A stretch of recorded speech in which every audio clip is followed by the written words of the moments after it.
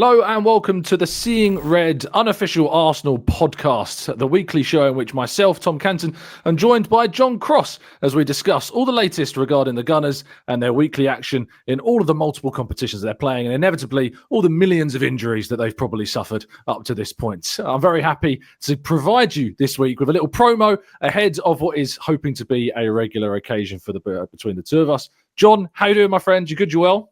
I'm really good. Yeah, really good. I'm indulging the international break, but we'll wait to get back to the proper Premier League action as well with Arsenal.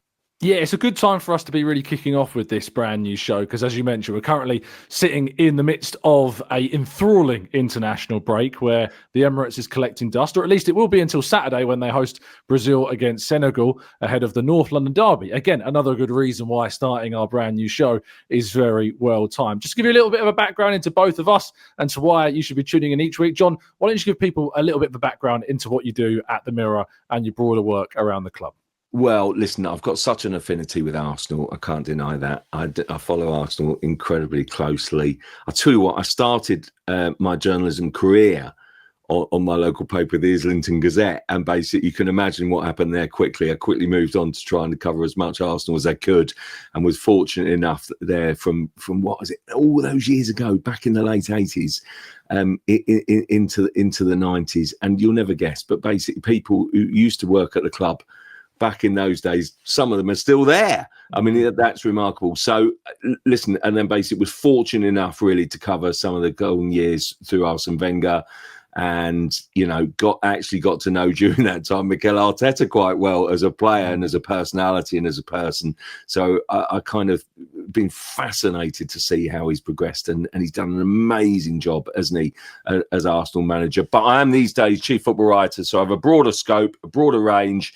And I kind of think I want to bring that to the show as well, basically, not to kind of completely caught up on Arsenal and bring out the sort of kind of wider range. When Arsenal fans get paranoid about decisions, I want to kind of almost challenge that and say, yeah, but what about Man United and Liverpool? I think they're getting the same ones. But then there's definitely a big focus on Arsenal because Arsenal is a fascinating period at the moment. I'm seeing a lot of Arsenal games because I do enjoy covering the top games. And my word, Arsenal are basically dominating those top games at the moment, aren't they? Because they're top of the table.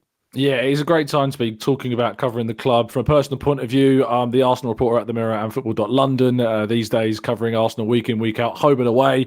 I've recently been obviously in Prague, brilliant city, fantastic win, only then to go off to Sunderland, of course, to witness the first dropping of points for quite some time. And that really kind of changed the conversation around the club. And we're going to be talking plenty in conversation about Arsenal, about how indeed it might be that they go on to win the title, or what on earth happened to cause them not to win it, and fingers crossed it's the former rather than the latter. We'll of course be covering Arsenal in Europe and in the Champions League as well, and getting insights from those press conferences. And when we break into the summer and the transfer window, you can be sure that there'll be plenty of insights about what's going on. Arsenal signed 8 players for a record summer spend, obviously, in 2025. So what might be on the horizon in 2026 is already an exciting prospect. The January transfer window as well coming up, but we're going to be so busy with so many games, especially across the festive period, with already controversy and drama with the Crystal Palace game being rearranged for the 23rd, Arsenal's game against Everton being pushed back. And John, I think it's setting up to be a rather Christmassy period of excitement for us. Do you know what, Tom? I'm so pleased you brought up that Crystal Palace game because honestly, I was enraged by that. I really thought that was so unfair. And so basically, let's kick off as a bit of a taster, basically, shall we? Because I tell you what, everyone knows what the dates are, week beginning. So basically, the Carabao Cup quarterfinals was slated for a particular week. It is, I'm afraid, life that basically a team that does well, then basically has to play 2 games in a week. It's completely unfair on Crystal Palace, but them's the breaks. And honestly, the notion and then the idea, then that should be shifted a week later, I think is utterly ridiculous. Because look at the fixture list. Look at the dates for the Carabao Cup. It shouldn't have been shifted. And yes, it would have been unfair on Crystal Palace. Yes, it would have given Arsenal a leg up. But that's not the point. We've got precedents in the past. So later in the season, can Arsenal pick up the phone and go, I'm sorry, Premier League, any chance we've got a few injuries and basically this game's a bit close to that one? Any chance we can fix it and sort of move it back? Honestly, ridiculous. So those are the things that we are going to get worked up about, I think, basically. What a test for Arsenal coming out of the international break. Straight off the bat of the England games, England stars like Declan Rice, Bukayo Saka, best player in the world, basically will all of a sudden have to face the North London derby on the Sunday, Bayern Munich on the Wednesday, Chelsea away the following Sunday. That week, I think, is a defining week for Arsenal's season. My word, they've been brilliant lately. And honestly, 2 points dropped against Sunderland in the context of the season has to be 2 points dropped. But they've been on this phenomenal winning run. It's now up to Arsenal to kind of pick it up again.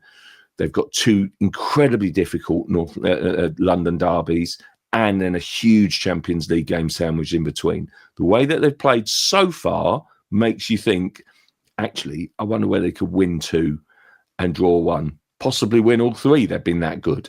But it's a huge test of their resolve and a huge test of the squad and a huge test of, I think, where they're going this season. It really is an exciting period.